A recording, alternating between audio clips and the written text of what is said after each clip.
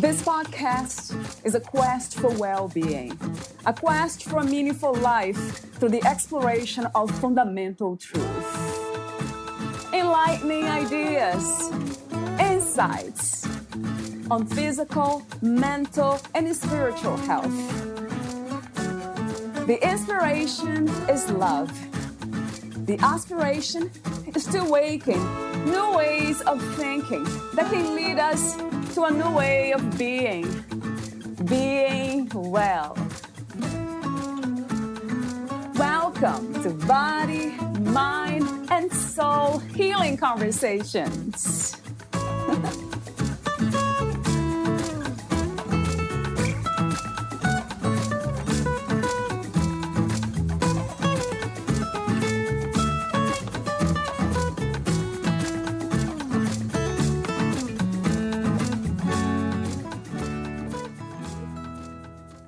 Could you use some good parenting advice and tips? Are you struggling with pain, shame, and anger left over from your childhood wounds? There are many books on recovering from the trauma of child abuse, but not many that focus on the job of parenting afterwards. Geanne Meta is the author of Parenting Well After Childhood Abuse, a groundbreaking self-help book that reinforces the importance of healing the damage to be the best parent you can be. While the subject might be challenging, Geanne uses humor throughout the book, especially in the parenting scenarios. She offers useful tips whether you came from abuse or not. Parenting is hard. It's even more challenging when you had a crappy childhood. Of course, you don't want to do what was done to you, but it's easier said than done. While there's no quick fix, Geanne's work gives encouragement to seek help and a roadmap of steps to take. Her story sets an example of transcending the harm done in childhood to reach a life full of hope and healing. In this episode, she talks about healing ourselves and the journey to become whole. Geanne lived with the pain of childhood sexual abuse, but didn't seek help until she became a parent. She went from small victim to resilient survivor by working on the root causes of her shame, denial, pain, and anger. Valeria interviews Geanne Meta, who besides being an author, she is a proud mom, sister, wife, grandmom, friend, animal rescuer, pretty good cook, and also a childhood sexual abuse survivor who isn't afraid to talk about it. She has a passion to share her story in hopes of helping the multitude of others who suffer in silence. Here is the interview with Geanne Meta.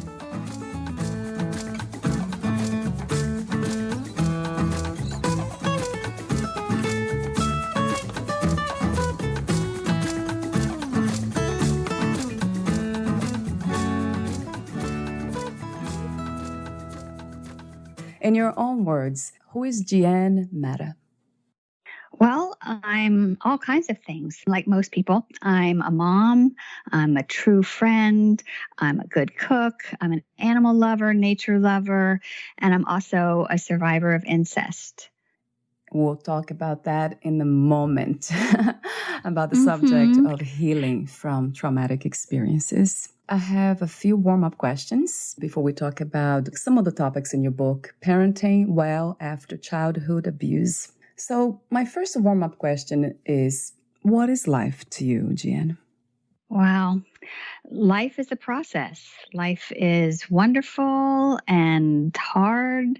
And, it shows all kinds of things to you that I believe we all need to find an inner strength and healing within ourselves. I think knowing yourself, learning to know yourself really helps in the whole process of knowing yourself at the end, being able to live a happy life.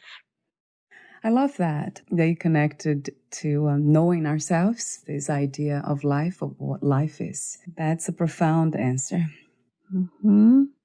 What do you think is the opposite of life? Well, the obvious answer is death. But I think kind of going back to my definition of life, if you stay stagnant if you don't look inward, you don't heal, you just stay stuck in whatever might have happened to you that was bad or hurtful, and then you do not get past it, and it compounds. I think that is kind of the opposite of what we're supposed to do. Yeah, not moving forward in a sense of healing, right? Yeah. Right. What is the meaning of freedom to you? Freedom, in my case, means finding my voice, being able to get past my fear of exposure, fear of, being judged, and going ahead and saying what my truth is, and saying it no matter if I get judged or get looked differently upon, that I have a freedom to say my own truth because it's important. I love that too. At this time, what do you think is the world's greatest need? And what is your vision for a new reality? Especially in this time where we're all kind of relearning what it means to be connected during this pandemic that we're in the beginnings of. I think we have to stay connected. We have to find ways to connect to ourselves, but to other people, and find meaning in making other people smile or happy, or doing what we can to help other people. Yeah. What is love to you? It's so many things. Love is everything. It's in nature. It's with animals. It's with children. Of course, with the significant other. But the most important love is self-love that I've found. You almost cannot enjoy all of the other loves fully unless you really work on that self-love. That's another profound answer. Very true. Yeah, to me, resonates a lot. What is your understanding and idea of peace?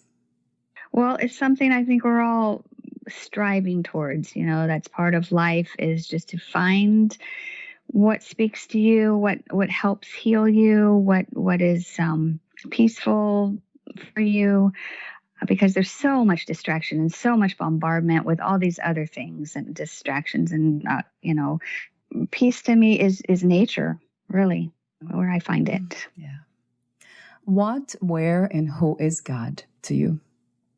God is everywhere. God is everything. God is all of us. I mean, I really do believe that we are all made by this supreme being, whatever you call it, whatever you name him or her. And there is definitely, nature is where I know God. That is where the absolute wonder and intricacy and beauty that is just far beyond what any man can make, is where I know there is God. Do you see a difference between spirituality and religion? Yes. There's extremes of religion, and as in most things. And I think, a lot of people are identifying with spiritual and not religious for their own reasons, for their, failings of some church that they went to, or some people that, overzealously tried to get them to believe a certain way. So I think everybody has to find their own way. And spirituality is the big, big, big picture of it all. I just have two more warm-up questions. They relate to life again. What do you think is the purpose of life itself? I've heard that it is just to be happy, to find happiness, and that can mean so many things. But I think we are really designed to have joy in our life, and to spread joy with other people is probably the human mission. I like that. What do you think is the purpose, though, the main purpose of your life, your mission, your gifts?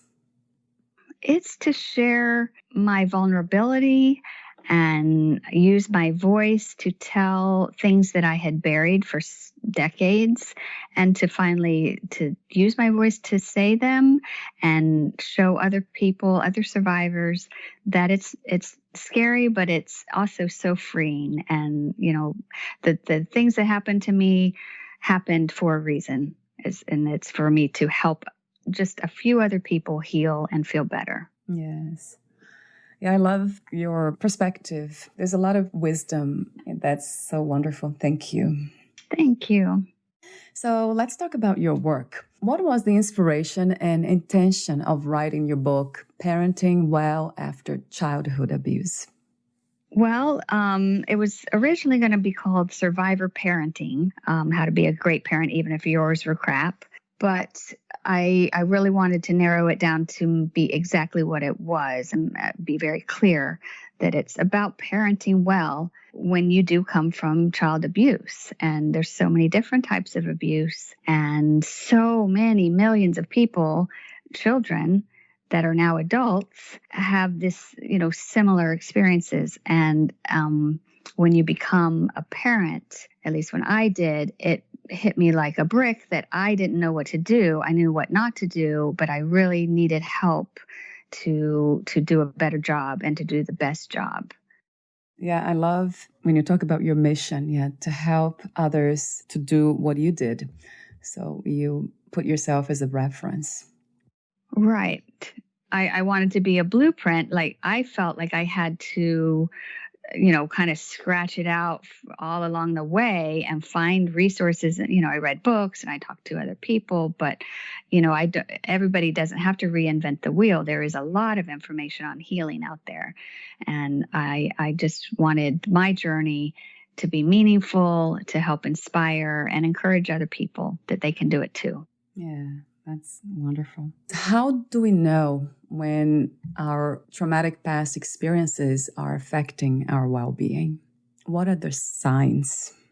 Well, for me, in my early adulthood, I was strongly in denial of what had happened. I just wanted to bury it. I wanted to be normal. I'd want, whatever quote unquote normal is. And, appear from the outside that I was doing all right. However, I had such low self-esteem and self-destructive behaviors. I did not value my own opinions or voice, and so I let other people's wishes and choices be more important than mine. And it was just kind of a vicious cycle of being a party girl. I numbed myself with drugs and alcohol I didn't see that. I just thought I was being a party girl, but, really it was because I was hiding so much pain. So in a way, they are destructive behaviors, self-destructive behaviors. Yes. So what are some specific challenges parents face? Well, it's very important to break the cycle. And so you, of course, know that. You know that you don't want to beat your children if you were beaten.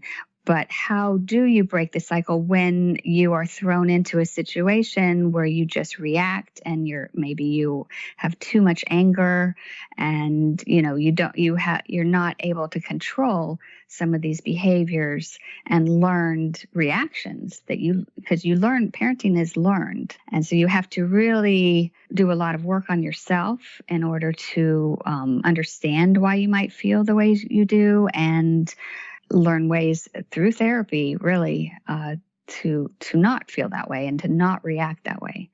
Right. So there are many challenges because now there are so many things at so many levels too, right, Geanne? Yes. And the thing that you really have to work on as an adult, whether you're a parent or not, if you've been abused as a child, is getting out of that denial because it's just so strong. And, you might have been taught it very well to, don't talk about these things. And then when you get older, you're like, oh, okay, I'm okay now. I survived. Let's go on. Let's be happy. Let's blah, blah, blah. But the denial, the word stands for don't even notice I am lying because you're really just covering up and it pops up in other ways. Right. And there's the section that you sent to me in your book, Recognizing Denial. You write that we may be in denial about being in denial. So it's basically this cycle of not understanding oneself. How did you break that cycle? Well, it wasn't easy. I I really had to do a lot of work. I have a sister that's 18 months older than I am, and we stuck together. And she started therapy before I did, and so she was always encouraging me. But it really took going into therapy and really getting to the nitty gritty of what happened and that it wasn't my fault because, I depended on my parents so much that it was very hard to blame them for everything. So it had to be something wrong with myself. And as a child, that's how you think. That's how many children are just so self-centered and, they see it as I'm bad. Their behavior is because I'm not good enough. So breaking through all of that makes you see it clearly. So then you don't deny it anymore because you see it more clearly. Right. Oh, so that takes therapy. For you, it took therapy. I believe so. Yes. Yeah, I have a section here that I focus on therapy. So I have lots of questions for you. But before that, there's a passage that I thought it was very interesting. You wrote, I was taught the art of denial by the master. My mother knew, but she didn't let herself think about it. Why do you think a mother would allow her children to be hurt? Yes, it's such a unthinkable reality, but it is. And I can only speak to my mother, I guess, and, a lot of thinking I've done on the subject, that she more than likely came from abuse. I don't know what kind, but she was not close to her parents. They were very strict and people that she did not really want to be around. So I don't know what was in her past, but it's believable that she was continuing a cycle because that is very often what happens. And so then she found herself in a marriage with an abusive man, and perhaps that just activated her, self-preservation, just lock down, don't think about it, certainly don't talk about it. And so she didn't want to believe it, or I really don't know how she did it. It is one of life's great mysteries. Wow, and that is a fascinating mystery, if it is one, and I hope it's not, in the sense that anybody who has been through any kind of darkness or been exposed to abuse or violence or any kind of darkness, as I call it, then it's now part of them. And if they have not really learned to defend themselves in a way internally, how to stop that cycle within, then they just now trapped in this idea that they cannot do anything when they're hopeless when they see that happening out there. But then what I understood is that the more we understand the God, let's say, the opposites, the angels and the voice of God in you, and love, profound love, then you learn to listen to the right voice. And now you know what to do. I mean, that voice of being touched by darkness nothing can ever change that. If we can give voice or make that voice, the voice of God or the voice of love within louder, then we learn to choose better. Yes. I believe the light can always win over the darkness, but you have to shine light on that darkness. You have to open the windows, open the doors, and talk about it and, heal yourself so that you don't continue on with the cycle or allow it to happen around you or allow it to sink you into depression or suicide or, all the things that are valid things that happen to people. Yeah, that's true, Geanne. So it takes courage, doesn't it? Yes. It takes a lot of courage to do that, to just open that door. And as I say, yes, it's painful to look at your past or, and to go into therapy and talk about it. But you have the pain anyway. I mean, I was always carrying around pain and darkness inside anyway, even if I was acting and not noticing it, in the moment. But I always had that pain with me. So opening it up and to dig it out and get rid of it is the goal. It's not just to dwell on it, it's to get over it and get past it is why you do open it up. Yes, yeah. Boy, I love that. And speaking of pain and denial, you have acronyms for them. Yes. Can you tell me that this is very interesting? I never read this before. I think I got it from the Oprah network or, Oprah radio. There was a phase where I was listening to her all the time on the radio when I was driving around. I don't know who exactly, but I heard and I wrote it down because it's made so much sense to me that denial is don't even notice I am lying, because that's what you're trying to project to other people is, yes, I'm saying the sky is purple. Please don't notice that I just said that. Right. And pain is also pay attention inward now, because when you feel intense pain, it is physical or emotional. It's to pay attention. It's like this is the body's way to tell you pay attention now. Yeah, it makes so much sense. Yeah, it resonates. This way of understanding denial and pain, right? Mm-hmm. And I love the way you said, if you don't address the pain, it stays with you anyway. So. Right. And in my case, in my experience, it comes out anyway. The pain comes out as anger quite often. Just in relationships, especially, it was very difficult because I did not like being controlled. I didn't like not being valued, although I wasn't valuing myself all the time. So that, it was a bit of a vicious cycle. Right. And always is, if we don't get there. So let's talk about your healing journey. Was just therapy, Geanne, or did you go through any other kinds of methods, healing methods? I kind of was on a quest for all kinds of things to heal myself and mainly information on how to be a good parent, because that was my motivation. But therapy and then group therapies, in the middle of different therapists, I tried hypnosis and some eye movement therapy. I forget what they call it. So different techniques, but basically a lot of it was just the, talking therapy with psychologists or. Yeah, I have some questions here about that. Do you think talk therapy is needed in all cases, or for some people might not work?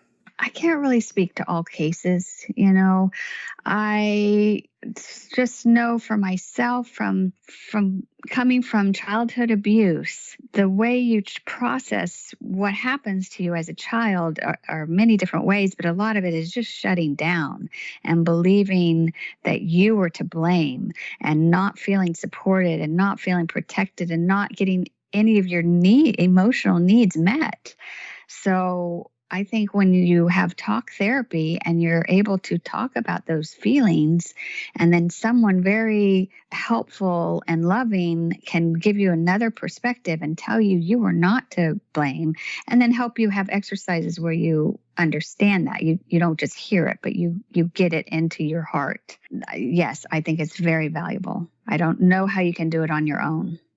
Yes, and you actually mentioned that about a therapist is trained to help you realize what you cannot see for yourself. Right. How do we find a good therapist? What's the best way? What do we look for? And what makes one therapist better than others? I think it's very individual for what you need at the time.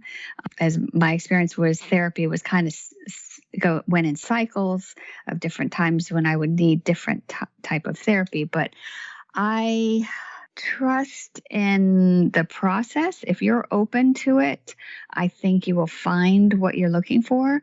So going on an honest search for what you need, praying on it, asking people, going on the internet and reading people's profiles, seeing what it is that you need and searching for it, I think you will find it, hopefully. Yeah, so it's personal, and maybe the idea it is to try different ones.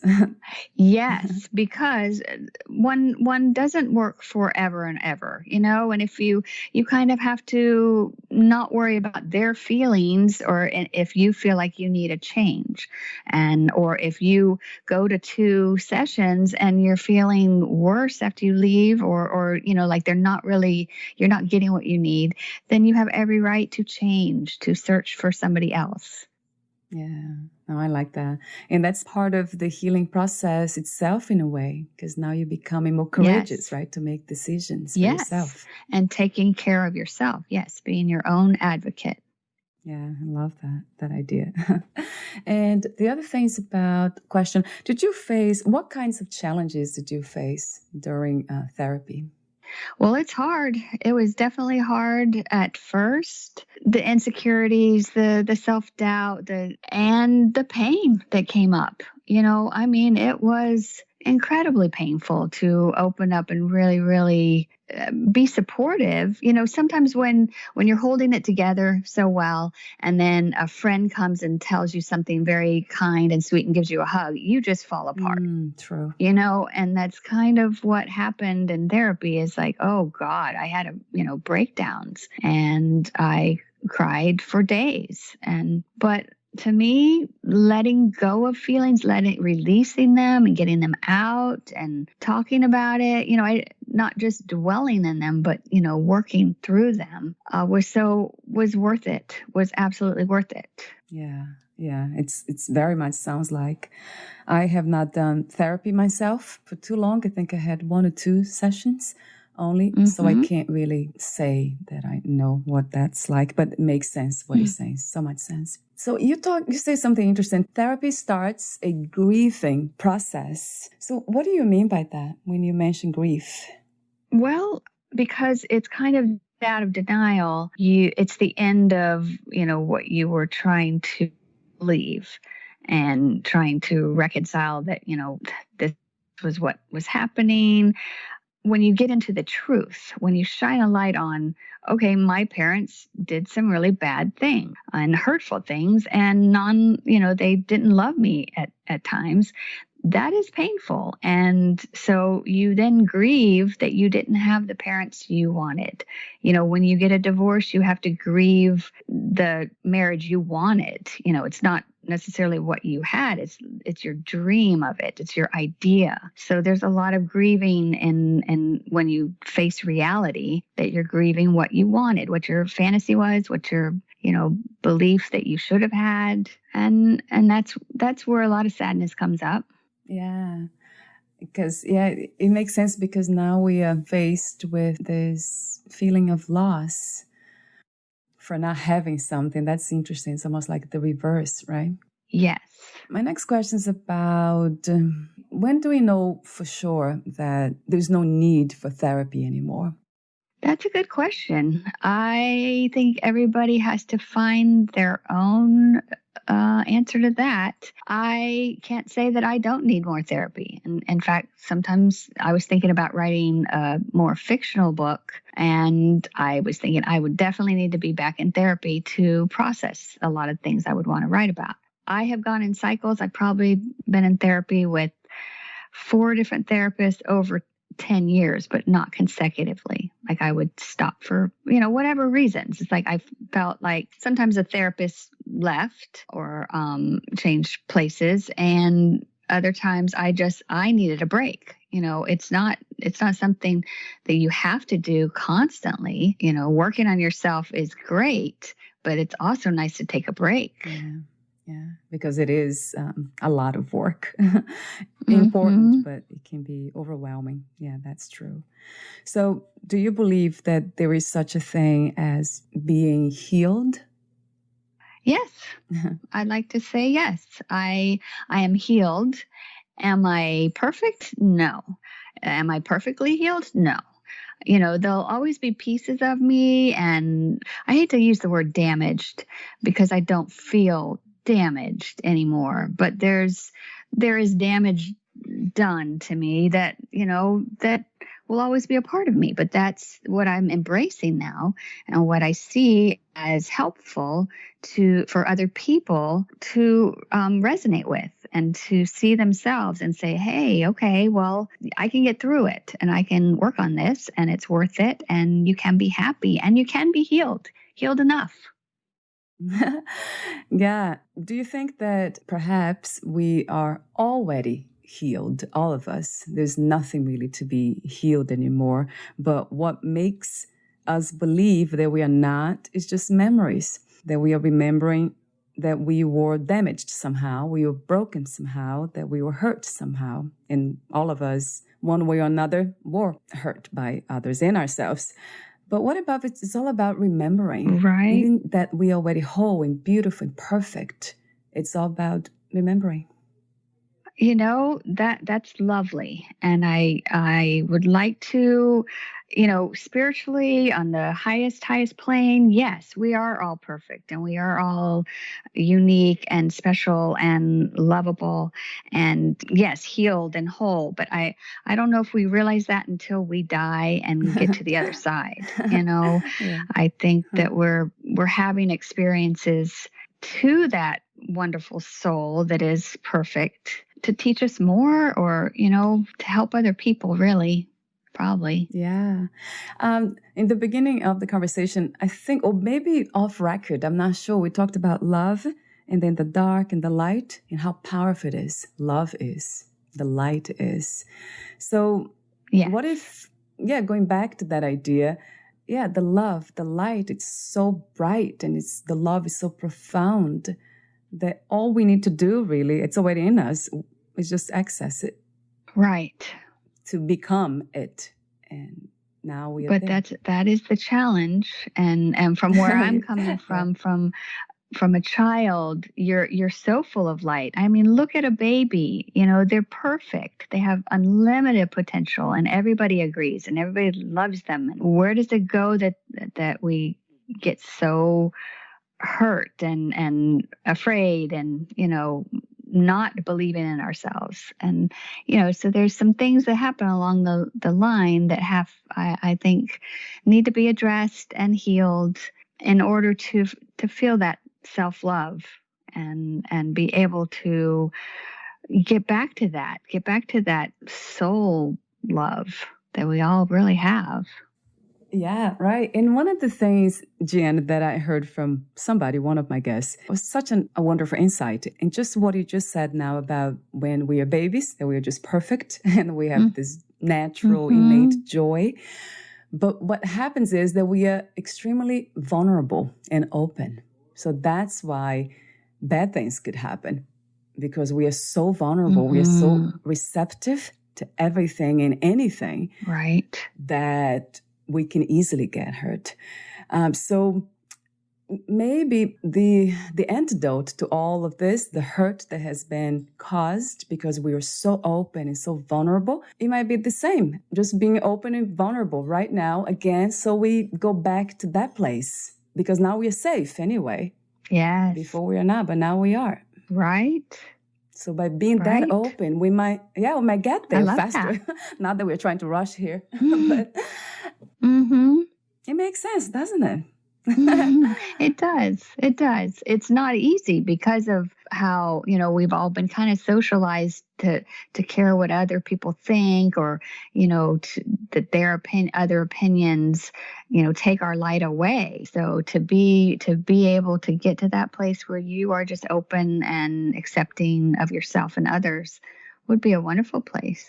Yeah, if it is possible, which, like I just mentioned, if we are in this safe space. But a lot of times I noticed also, I heard somebody saying that the main issue might be that we become addicted to our own darkness or the victimhood state of mind, that now we have created this environment that is built upon those ideas of victimhood. Now it's hard to get out of that place. Yes. A lot of times people just identify themselves with what happened, and that's what I wanted to make sure I didn't just identify myself with. I'm the girl that was mistreated by her parents. No, that's not who I am. That's why when I say who I am in the beginning, I'm all kinds of things, and yes, I'm also was molested by my father, but that can be made very, very, very tiny in my life picture. There's so much more big beautifulness in my life. So I refuse to be identified and defined by the past. I love that.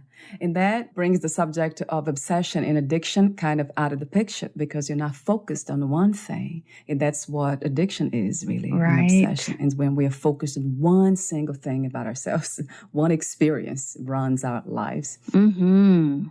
So that kind of makes sense too. A psychologist who he realized that himself. He was very angry, an angry person. He didn't know why. And then he found out that he was just addicted to his own pain. That was really the problem, the real issue. Let me see. My next question is about, you talk about groups, support groups. Yes, that was my a therapist I had. Somehow, I don't know if it was just people she was seeing individually, and then she brought us all weekly together for a group, I think. And that was very, because, my experience before that had just been myself talking to a therapist. And and it was quite a long time ago, so I don't remember what we did. I'm sure we did some exercises and, had some questions about, but to see the differences, there were so many different, but the feelings and the results and the, stuff that it made us all feel were very, very similar, So it was helpful to see other people's, but you can't compare your pain to another's and say that, oh gosh, I didn't have it as bad as them, so what am I complaining about? Because our feelings are all valid and our pain is all valid and, and needs to be addressed as much as we can. In the sense of groups, from my experience, I guess the closest I got to it was with somebody that I met that she had lost her daughter. She was grieving to the point of self-destruction. So instead of doing the ultimate, committing suicide, she decided to join a group. But the thing was that was a place for her to find her peace, to just listen to other people's pain. That was her comfort. That's, I guess, my concern, that if we get to that point, then it's how can we ever get out of that space of the painful space within? Right. That is a good question. And how do you get out of the pain?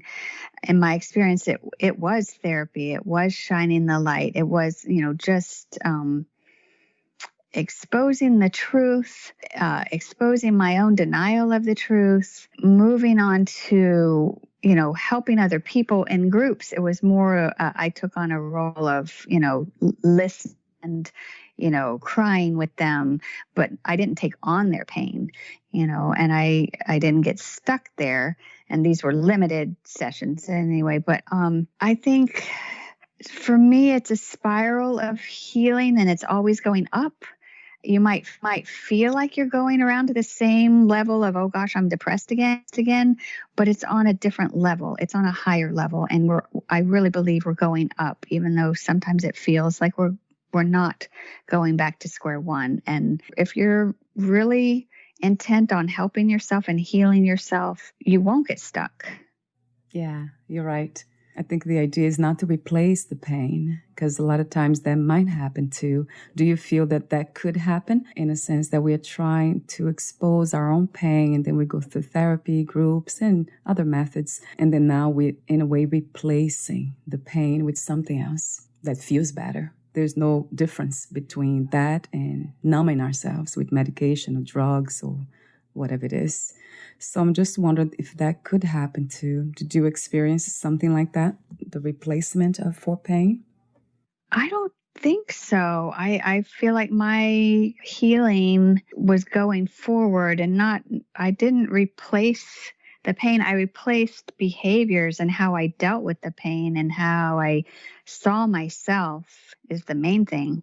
How I really talked to myself, which took a lot of work to stop, being mean to myself and calling myself names and being very hard on myself for humanness, just being a human. And so I don't think I replaced anything except just I love that. I replaced a lot of the hate and self-hatred with love.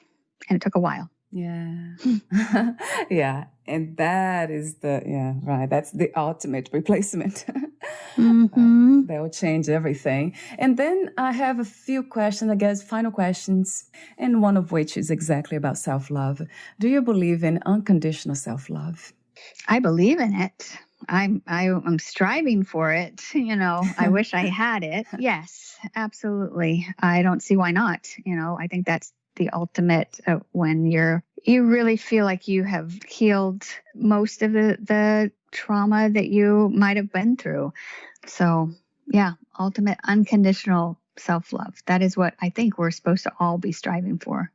Yeah, I like that. And I like what you said about ideal, right? This is a reference point, right? That we just, if we can remember that every day. Like you said, I love what you said just a few minutes ago about being human, because that's what it is. Yes. Everything, the emotions will come, and we don't have to have traumas in the past to be sad or feel depressed or whatever it is. It's just part of the human experience. Right. It is. It is very much the human experience too. And I think it does come from most childhoods. You feel like you're not good enough. And that's just something we all have to work on, being kinder to ourselves. We're nice to our friends. We wouldn't let our friends call themselves fat and ugly, but we might say it to ourselves regularly. So we just need to listen to our self-talk and realize that nobody's perfect, absolutely nobody. And perfection isn't even a goal. I mean, do the best, be the best version of yourself you can be, but let the little stuff slide. Yeah. Yeah. And that's definitely the world of unconditional love, right? Yes.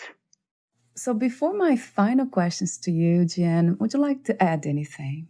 I would just like to say everybody's got something to deal with from their past, but don't let it define you.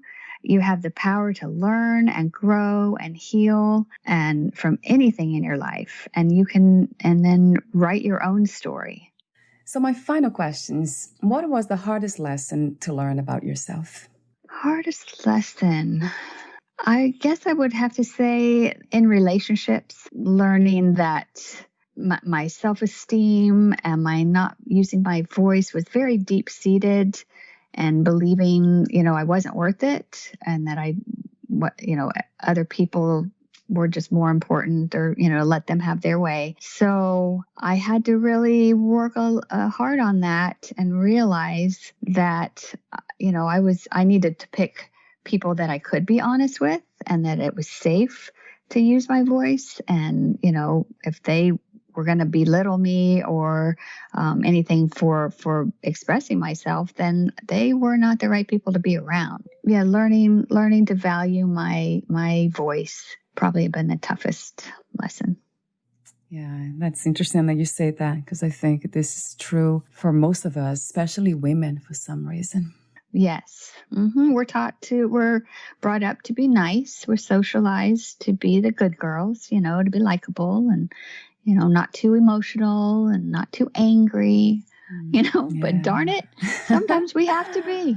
Yeah, that's funny because we accept that in men. They can get crazy and aggressive and angry. And we're like, oh, that's fine, just be a man. We have that in us too. It's the divine feminine and divine masculine.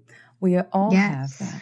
And we're entitled to express those energies, but with wisdom. Yeah, I believe in wisdom. So balance is very important. So my final question is one more. What is another word for healing? Well, I think freedom is a good one, where you asked me my definition of freedom, and I think I said it was shining the light and healing, because it does bring freedom. It does bring a whole new level of acceptance and ability to love yourself. When you do the healing, when you reparent yourself, when you give yourself what you needed before, so you didn't get it before from somebody else, you can give it to yourself. the acceptance, the protection, the encouragement, the love. Wow. That's true. I love that answer too. Freedom and healing. Right. If you knew you would die soon, meaning losing the body, would you make any change in your life or do anything differently? Probably eat a bunch of French fries. Wow, But that's no. a fun one. Fun wish. Right. I mean, who cares? But, at this point, I'm feeling pretty good about fulfilling my purpose of being a good mom and of writing this book to help other people. There's still lots I would love to do, but if I think I'm satisfied. I think I can't think of anything else immediately that I would really need to do. What a beautiful answer. I love to hear the answer from my guests when they say that, I wouldn't change a thing. Mm-hmm. Yeah, that's when you know that you're living your purpose, right? Do you believe in life after death? I do. What kind of life? I do. There has to be. It would be too simple and too cruel, I think, for this human existence to be the only thing. I don't know what it is exactly, but, I went to church as a child.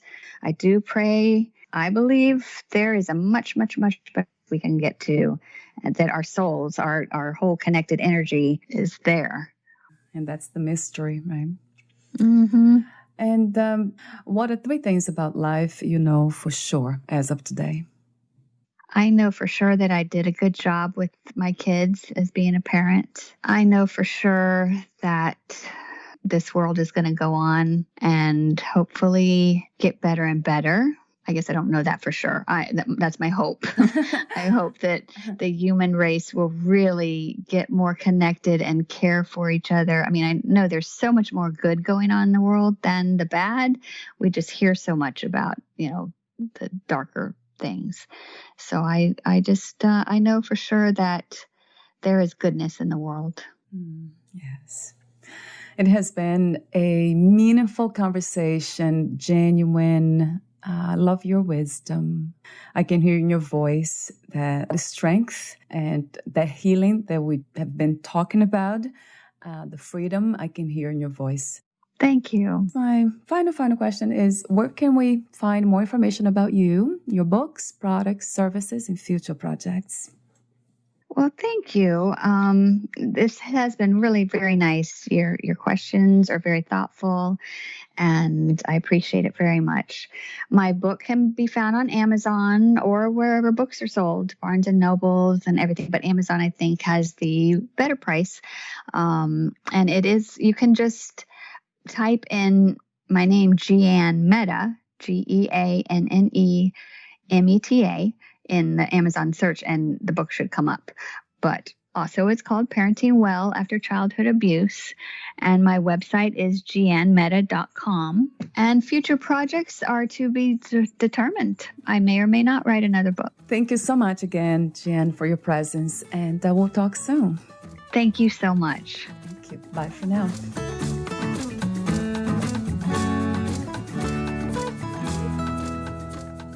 Thank you for listening. To learn more about Geanne Meta, please visit her website, GeanneMeta.com.